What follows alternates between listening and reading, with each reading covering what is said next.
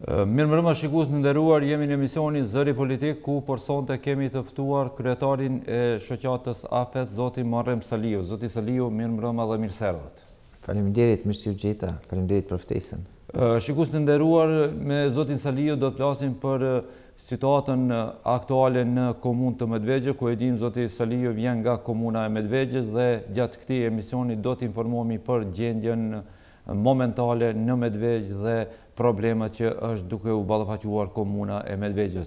Zoti Saliu, edhe një herë faleminderit për kohën që keni gjetë të udhtoni nga Medvegja të vini ekskluzivisht në këtë emision për të folur dhe për të informuar qytetarët për gjendjen në Medvegj dhe problemet që janë duke u ballafaqur qytetarët. Po gjatë këtij emisioni ne kemi paraparë të flasmi për dy tema që janë shumë të rëndësishme për qytetarët e komunës Preshevës, Bujanocit, Medvegjit, por për gjithë shqiptarët është tema regjistrimi i popullsisë, dialogu Kosovë-Serbi, po ashtu edhe me thekst të veçantë që gati që 2 vite alarmin e parë që ka ngrit komuna Medvegjes është pasivizimi apo shlyrja nga regjistri civil. Kemi kënaqësinë gjatë këtyre minutave të flasim për këto 3 tema që janë shumë të rëndësishme.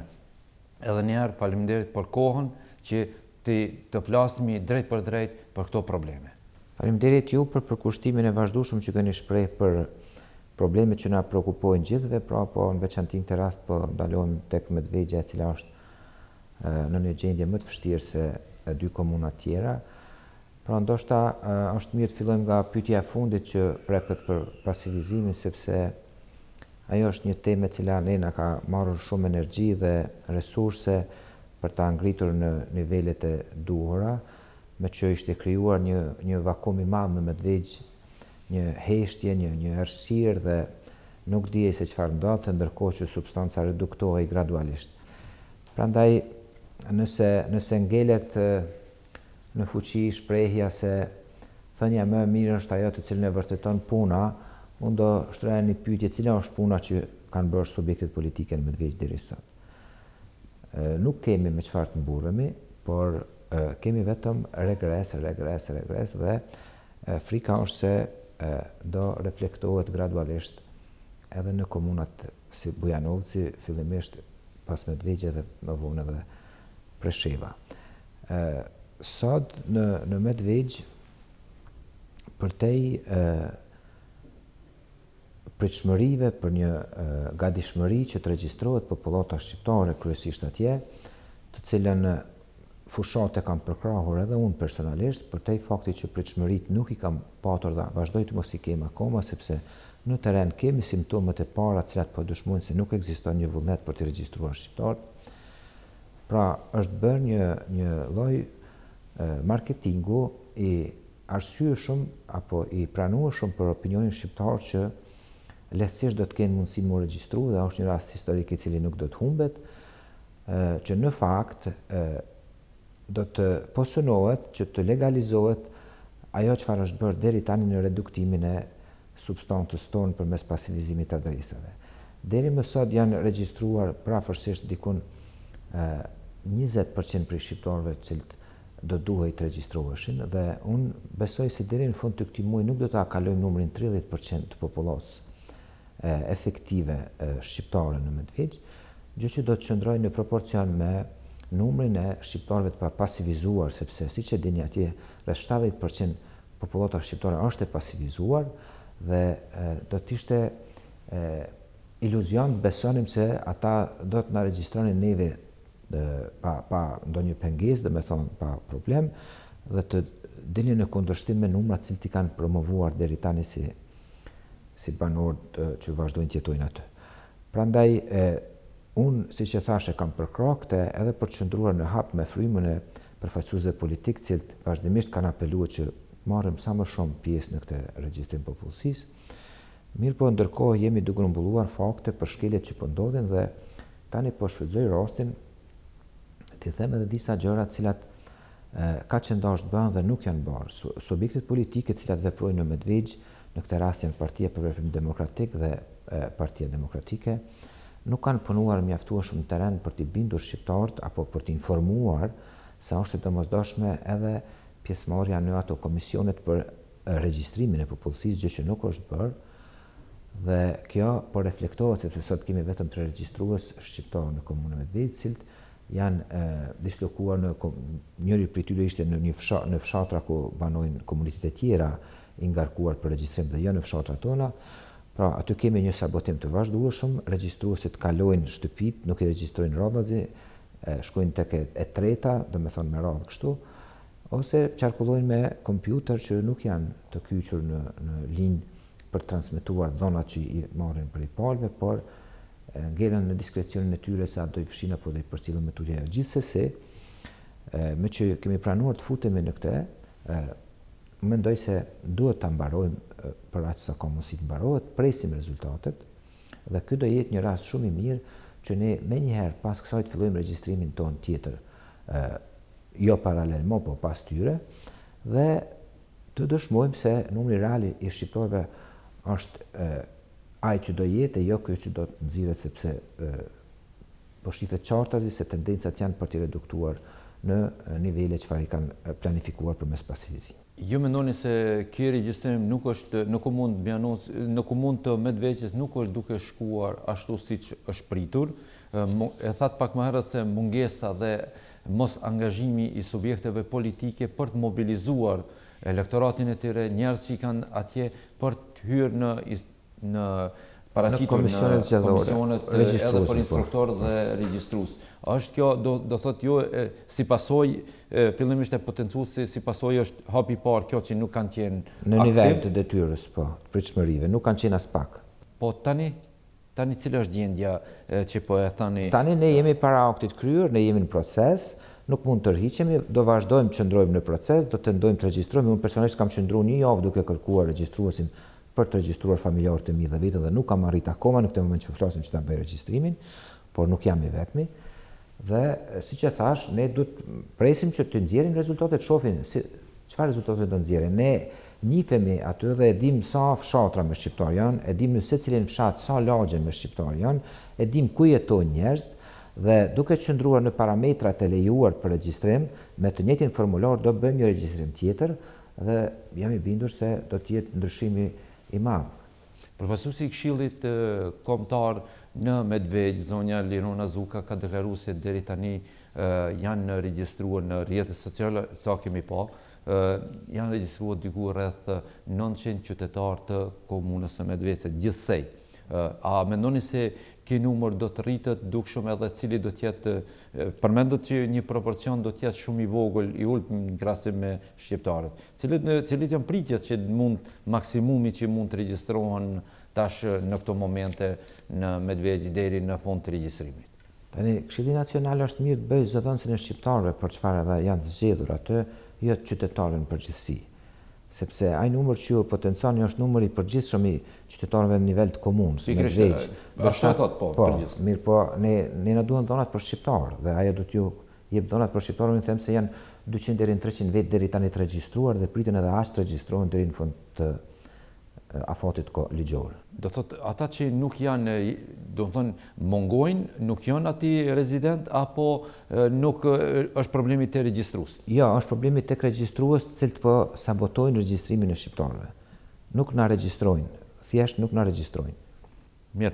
Atëre, cili është reagimi i subjekteve politike në Medvegj, ku e përmendet janë, sa dim ne, janë spaku 3 parti politike që frekventojnë kur janë zgjedhjet lokale për të kërkuar votë, po cili është angazhimi i tyre tash në këtë situatë ku po refuzohet apo nuk po e kryjnë instruktorët apo komuna e Medvegjit nuk po e kryjnë punën e vetë si duhet? Aktualisht veprojnë 2 subjekte politike me degët e tyre, Partia për Veprim Demokratik dhe Partia Demokratike në Medvegj. Nuk ka subjekte tjera, ndërsa zëri i deputetëve komunal shqiptar, po, zoti Femi Bejiqi edhe Bajram Mustafa, deri më tani nuk janë dëgjuar për ndonjë vërejtje të theksuar, por nuk janë dëgjuar as subjektet politike cilat veprojnë aty, as nga qendra, por as përmes përfaqësuesve tyre, sepse ata 2 që i potencova i përkasin grupit apo subjektit politik që drejton zoti Nagip Arifi. Ndërsa është edhe zoti Florim Sahiti që përfaqëson Partinë për Veprim Demokratik, gjithashtu nuk janë dëgjuar për këto. Po presin se ndoshta do të regjistrohen gjithë. Unë uroj që të jetë ashtu, sepse kjo ka qenë edhe synimi dhe dëshira jonë, por sipas gjitha gjaseve nuk do kemi rezultate pritura. Përmendet një regjistrim që do të ndodh pas rezultatit që do të del. Ky regjistrim po thoni që kjo do të ndodh vetëm se për komunën e Medvegjes e keni fjalën apo për gjithë shqiptarët? Unë këtë po e hodhi si ide dhe po kërkoj ndihmë edhe sugjerim për subjektet tona politike, nëse kanë dështuar në organizimin e mirëfillt të regjistrimit të popullsisë, atëherë është mundësia që tani ta bëjmë regjistrimin. Nëse vrehet se ka pas shkelje edhe nëpër vende tjera, mund bëhet edhe dikun tjetër, por sipas gjitha gjasave në Medvegje është e qartë se aty nuk ka një vullnet për të regjistruar shqiptarët dhe e vetmja alternativë ngelet riregjistrimi i shqiptarëve. Këtë mund ta apelojnë apo ta suportojnë partitë politike, po edhe ne si shoqëri civile jemi të gatshëm të japim kontributin tonë. Mirë, atëherë Medvegja ishte e para që e ngriti problemin e shlyrjes nga regjistri civil apo pasivizimi i adresave. Sipas reagimeve dhe raportimeve edhe në Këshillin e Evropës, edhe në Parlamentin Evropian, edhe tash në raportin e fundit evropian, thuhet se do të thonë një vërejtje i ka ardhur edhe Serbisë me tekst të veçantë pasivizimi i adresave. Në disa raste në tyreza ndërkombëtare kemi patur një lloj dialogu në distancë me autoritetet qendrore në Beograd përmes ndërmjetësuesve ndërkombëtar, që vazhdimisht e kanë spostuar përgjigjen në këto pyetje, sa shqiptarë janë pasivizuar, pse janë pasivizuar, me pretekstin se do vi dita e regjistrimit të popullsisë dhe në regjistrim do shihet realisht që ne nuk kemi pasivizuar më shumë se çjana apo bla bla bla, dhe prandaj ishte e rëndësishme që ne të punonim më shumë në regjistrimin e popullsisë, qoftë në mbledhjen e fakteve për abuzimet që po bëhen me ne, qoftë në tendencën për të realizuar numra dhe për dëshmuar ndërkombëtarëve se gjatë regjistrimit është konstatuar një numër tjetër në krahasim me numrin e njerëzve të pasivizuar. Por siç duket nuk ishim në lartësinë e duhur, në lartësinë e pritshmërive që pat edhe opinioni, por edhe ndërkombëtar, sepse edhe ata kanë prit shumë dhe kjo do shihet pas përfundimit të regjistrimit, reagimet do të jenë menjëhershme. Kështu që ne kemi filluar të partë në Medvegje sepse ne u pasivizuam partë. Pra tendenca ishte që gjysmohet ajo që po e quajmë Lugin, me që ajo përbën si përfaqen e barabartë me këto dy komuna, pra është shumë e rëndësishme për nga territori. Dhe tendenca ishte që në tërheqjes të diskutohet për numra dhe jo për si përfaqe, ndërkohë që luftat po bëhen për territorë dhe jo për njerëz. Mirë, atëherë ku jemi të flasim për dialogun Kosovë-Serbi. Jeni aktiv, keni pas shumë takime, keni pas shumë iniciativa në këtë drejtim. Tani, edhe ju jeni dëshmitar të ngjarjeve të fundit, sigurisht se pritet një dinamike re e këtyre ngjarjeve, të cilat po nxiten edhe më shumë për shkak të ngjarjeve gjeopolitike, siç është lufta në Ukrainë dhe definimi i bloqeve, të themi kështu. Mirë po, për te kësaj nuk shoh ndonjë zgjidhje të bardha apo të zezë, shumë të mira apo shumë të keqe, do të ketë tendenca në një zgjidhje gri, dhe një zgjidhje gri do të thotë se ne do të mendojmë mirë dhe të punojmë këtu ku jemi. Ndërkohë që Serbia synon që të mbajë një lidhje sa më të ngushtë me Kosovën, këtë do të tentoj ta bëj përmes tendencës të krijimit bashkisë komunave me kompetenca sa më të larta. Mendoj se ne do të vazhdojmë të insistojmë që të drejtat që do gëzojnë apo statusi që do përcaktohet për atë bashkitë komunave të vlej edhe për shqiptarët në Serbi, me që nuk po kërkohet një bashkësi e komunave serbe në veri të Kosovës, por në nivel të territorit të Republikës Kosovës, është mirë dhe mendoj se është e domosdoshme që edhe ne ta kërkojmë të njëjtën drejtë në nivel të Republikës së Serbisë. Nesër mund të ketë ndonjë komunë tjetër që mund të na bashkangjitet jashtë këtyre tre komunave që njihen si Lugin. Për shembull, kush mendoni që mund të Mund gjejmë do një komunë diku në Vojvodin ose në Novi Pazar i ri, mund të shohim ku kemi interesat përbashkëta ose kush ka interesat përbashkëta me ne apo kush ka hallet përbashkëta me ne dhe që bashkarisht të afrontojmë më lehtë këto probleme.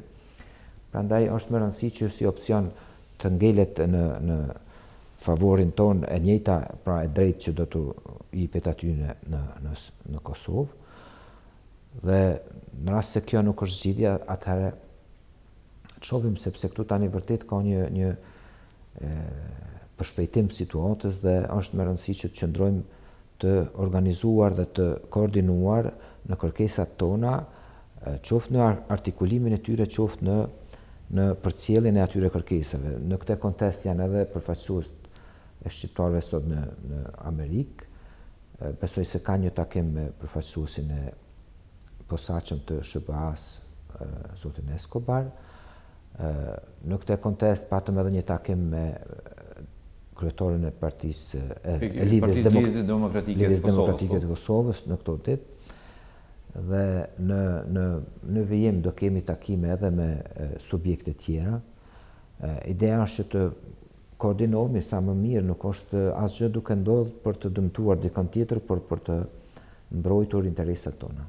A mendoni se është moment i duhur, ku e përmendët pak më herët se takimet me subjektet politike të Kosovës, qofshin pozitë apo opozitë, po takohen me liderët e Luginës, po me tekst të veçantë ishte regjistrimi i popullsisë, apeli për të regjistruar. Por në prag ku e dim që jemi edhe në prag edhe për dialogu Kosovë-Serbia. Kjo është një koincidencë, ne vërtet ndodhemi në procesin e regjistrimit, po koincidon edhe nevoja e diskutimeve apo qartësimit pozicioneve lidhur me dialogun, i cili është i kahmoqëm, tani më është bo maratonik këtë dialog dhe po shpresojmë se jemi në fund të këtij itinerari, por ne gjithsesi është mirë takohemi dhe mendoj se kjo tematik i kalon nivelet e subjekteve politike në Kosovë. Është mirë që të trajtohet nga të gjitha bashkarisht me shqiptarët që jetojnë në Serbi, jo vetëm veç e veç me subjekte, por ato të kenë një qëndrim të unifikuar. Mendoni se është moment i kohës dhe që duhet ndodhë një ditë e maherët organizimi i një tryezë apo një takimi i përbashkët mes qeverisë së Kosovës dhe subjektet politike opozitare në Kosovë dhe gjithë spektri politik në Luginë Breshevës për t'i koordinuar kërkesat dhe për t'i bashkërenduar për dalë me një zë. Lugina Bresheva duhet flet me një zë karshi Kosovës. Mendoj se është e domosdoshme, por për te kësaj jemi të vonuar shumë. Do me thonë, ne ka kohë që ka qëndosh të ulemi në një sofër kombëtare para se të kalonim në tryeza ndërkombëtare. Fillimisht, nëse nisemi nga ne këtu, Presheva dhe Bujanovci duhet të ndërprejnë mënyrën e bulizmit politik me Medvegjen. Medvegja duhet të ketë zërin e vetë dhe kështu do ndihmon edhe Presheva dhe Bujanovci duke morë me problemet e veta. Këto nuk kanë mundësi me i trajtu problemet e veta dhe mirën mënyrë virtuale me problemet e Medvegjës. Nga distanca nuk zgjidhen problemet atje. E mira do ishte që të krijohet një subjekt i vetëm për shqiptarë në Serbi, i cili mund të administrohet nga një kryetar me rotacion dhe dy nën kryetar për i komunave cilat nuk janë funksion, të ekonomizojmë energji për fushatat pa nevojshme. Keni fjallën një qeverisje nënhije apo... Jo, e kam fjallën për subjektet që ekzistojnë këto. Këto duhet grumbullohen me një vend sepse nuk ka ma efekt. Çfarë kanë prodhuar deri tani? Pasqyra e punës tyne është Medvegja. Dhe nëse ne vazhdojmë kështu, atëherë do përsëritet e njëjta gjendje Medvegjës do reflektohet edhe në Bujanovc shumë shpejt sepse ka filluar të ndodhë ajo. Është evidente, ka shumë raste që... Prandaj këto duhet bashkohen gjithë me një subjekt, të ketë një kryetar me rotacion që një vit është i Preshevës, një vit i Medvegjës, një vit i Bujanovcit dhe dy komuna që nuk janë në funksion i rrinë si nën kryetar dhe e mbajnë gjallë çështjen. Pastaj çdo takim jashtë vendit ku jemi ka kuptim dhe merr sens, domethënë edhe koordinimi me Kosovën apo me Shqipërinë e kështu me radhë. Unë po shfrytëzoj rastin që të them edhe dy fjalë lidhur me gjendjen e krijuar si pasojë e pasivizimit një numër i madh shqiptarëve kanë ngelë në Kosovë pa dokumenta. Do ishte mirë që Kosova të shef në kuadër të mundësive ligjore, sidomos të mos hyjë ndonjë konflikt me këto rregulla ndërkombëtare dhe shqiptarëve të njihet statusi refugjati gjithë shqiptarëve të cilët nga Serbia gjenden në Kosovë. Një dokument i cili do ishte në përbërje ekuivalent me shtetësinë e Kosovës, por në të njëjtën kohë do mbante gjallë rënjët e tyre nga Kanardh, po. Dhe nëse shqiptarët duan shtetësi, atëherë shtetësia duhet të njihet nga shteti shqiptar dhe jo nga Kosova. E keni fjalën nga Shqipëria. Po. Mirë, atëherë të flasim edhe diçka rreth, edhe po ofrohen janë shpallur edhe zgjedhjet për Këshill Kombëtar Shqiptar, ku edhe Medvegja edhe në këtë rrafsh nuk është ku e di se sa mirë edhe në këtë drejtim. Si e shohni këtu zgjedhjet të Këshillit Kombëtar Shqiptar, ku e dim që me 13 nëntor muajit të ardhshëm do të kemi zgjedhje edhe për Këshillin Kombëtar Shqiptar. Tani, këto politikat oportuniste kanë sjellë dëme të vazhdueshme. Sot shqiptarët rezultojnë se janë 5.000 në teori, sepse në praktikë është tjetër, dhe sipas asaj këta përfitojnë edhe buxhetin edhe numrin e këshilltarëve. Kjo është domethënë pasojë direkte e përçarjeve që ka qenë në të kaluarën mes tyre subjekteve, përçarje të cilat nuk janë shuar edhe sot ekzistojnë. Prandaj kur flasim për Këshillin Nacional, reflektohet është një kopje e vrazhd e subjekteve politike. Këshilli Nacional në esencë duhet ishte një organizim mbi subjekte politike, i krijuar nga njerëz të realizuar një jetë që mund të jepin rrugë politikës tonë nacionale këtu ku jemi në Serbi, dhe kjo nuk është bërë. Ato e përdorin elektoratin për të votuar njerëz që i delegojnë subjektet politike, dhe kjo vazhdon të funksionojë si një mekanizëm për të absorbuar mjete nga shteti apo kushdo qoftë tjetër që ndihmon dhe të përfundojnë në xhepat e subjekteve politike. Kjo mënyrë e funksionimit është nuk është eficiente, nuk ka asnjë lloj kuptimi, domethënë ose duhet të ndryshohet ose nuk ka sens kështu. A do të marrni edhe ju pjesë në zgjedhjet për Këshillin Kombëtar? Në Medvegj, siç ndodh me subjekte politike, e njëjta gjë po ndodh edhe me Këshillin Nacional. Absorbojnë ato vota nga Medvegja dhe i shpërndajnë Bujanoz dhe në Preshev, ndërkohë që Medvegja ngelet e papërfaqësuar jo vetëm përmes subjekteve politike, por tani edhe me Këshill Nacional, domethënë. Është hap dega me shumë insistim, sidomos të shoqërisë tonë, domethënë të OJQ-s tonë, për t'ia dhënë një zë Medvegjës, por aty realisht nuk ka pasur asnjë antar i Këshillit Nacional që ka marrë votat. Dhe është krijuar për t'i shërbyer Këshillit Qendrës këtu në Bujanoz, respektivisht subjekti i cili e ka marrë shumicën në zgjedhje. Do të thonë zyre çat role ka sipas jush? Tani është shndruar në një zyre për të pame, për pritje, për vajtje, për ardhje, për të bërë foto, për deklaruar, për të pasqyruar se sa demokrat është shteti i cili po na diskriminon vazhdimisht, duke na mundësuar me bë foto, me valvit flamurin tonë, gjëra që vetëm aparencë s'kan, por përbërje nuk kanë. Mirë, atëre çfarë përgjigje keni për fondin 2 milion euro qeveria Kurti që ndajti për nga vija, do të thonë tash është me vijë buxhetore, buxheti të Republikës Kosovës, që për luginën e Preshevës. Po, para se të flasim për fondin, kryeministri Kurti ka emëruar zonjën Ardita Sinati si këshilltare për luginën e Preshevës, që vjen nga lugina e Preshevës, një herët është raportuar se do të jetë edhe koordinatore e zyrës së luginës së Preshevës në Kosovë. Tani nëse qëndrojmë në nivelin e këshilltares apo këshilltarit, është çështje që ata mund të përcaktojnë kush i plotëson kërkesat apo kushtet për këshillat që ata kanë nevojë.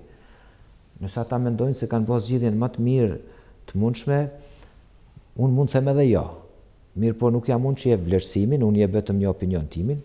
Nëse flasim se Zoja Sinoni do të jetë edhe koordinatore asaj zyre, e shoh pak të ngutshme, sepse kjo është e rreshtuar politikisht në një subjekt dhe në një farë forme tjetër krijon një lloj rivaliteti me subjekte tjera. Këto parimisht apo fillimisht do duhej që të shkriheshin subjektet që veprojnë në Serbi, ato që thamë më herët, të jetë një subjekt i vetëm, dhe atëherë do kishte kuptim gjithçka në mënyrë më fluide, edhe do delegoheshin njerëz, edhe do kishim një interes të gjithë përbashkët.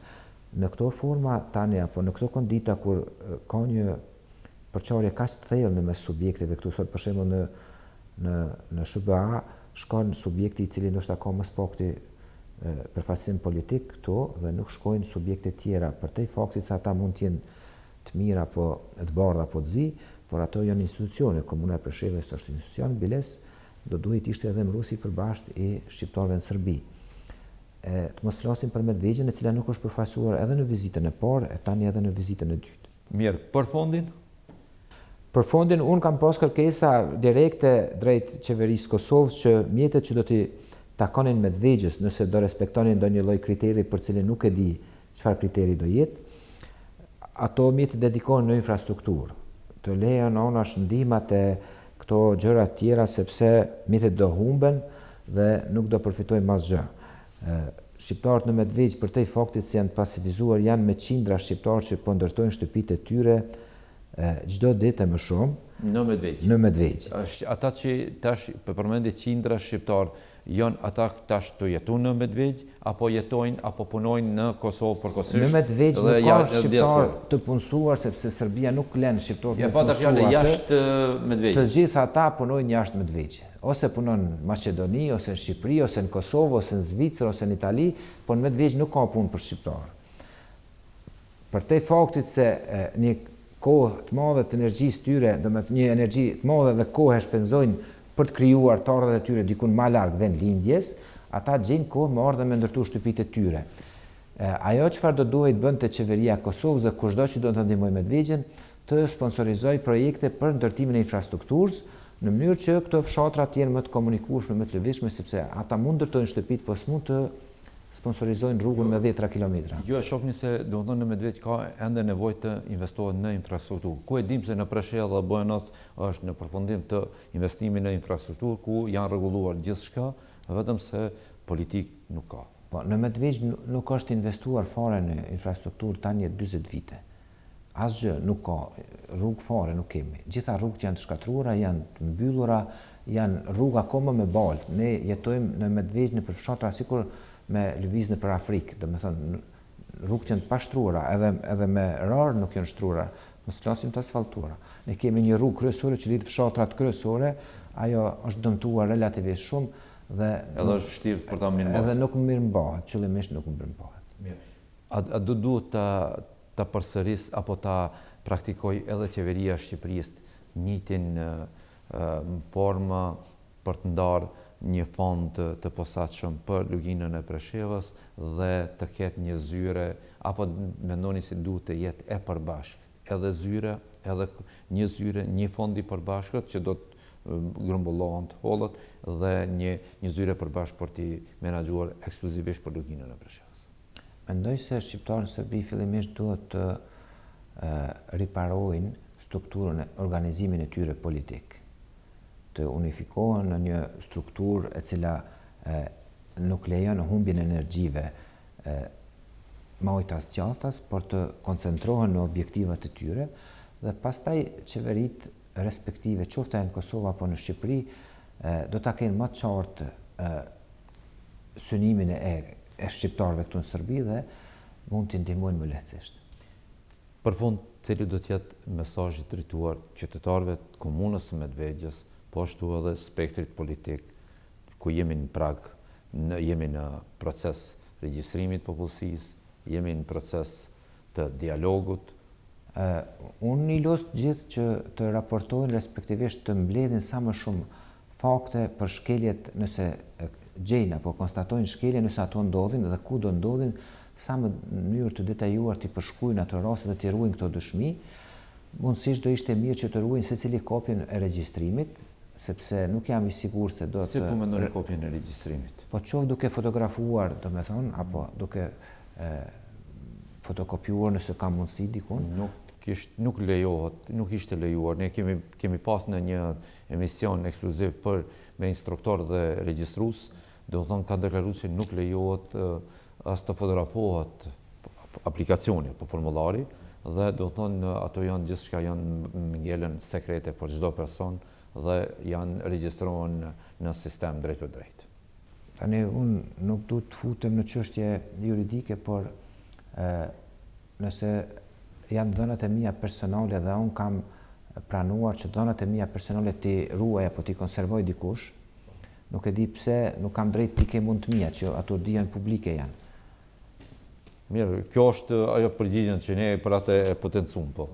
Mirë, atë zoti Saliu, ju faleminderit për kohën që keni ndatë të jeni ekskluzivisht për t'ju drejtuar qytetarëve për komunën e Medvegje, për gjithë shqiptarët, për problemet që po ballafaqohet komuna e Medvegje. Faleminderit edhe një herë për kohën që ndatë të vini nga Medvegja, ku e din që keni agjendën e ngjeshur.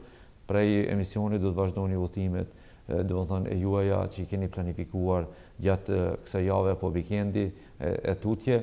Urojmë që të takohemi përsëri, po të flasmi edhe për tema tjera, por gjithsesi edhe për të arritur për të zgjidhur problemet e shqiptarëve. Faleminderit shumë për kujdesin që keni treguar, për të ballafaquar me këto ngjarje, për t'i përcjell, për t'i monitoruar sa më mirë. Uroj që të kalojmë sa më mirë në regjistrim dhe mos kemi nevojë për punë të dyfishta. Këtu do jemi, do t'i shohim pastaj ju jeni dëshmitari më i mirë i ngjarjeve. Ishte kënaqësi që kemi në studio. Shikues të nderuar, kaq kishim kohë bisedua me kryetarin e shoqatës AFET, zotin Marrim Saliu, i cili është një aktivist dhe po jep kontributin e tij në komunën e Medvegjes dhe për gjithë popullin shqiptar. Edhe një herë faleminderit për këtë përcjellje dhe dënë emisionin e radhës Natën e Mirë dhe mirëmbëjtje.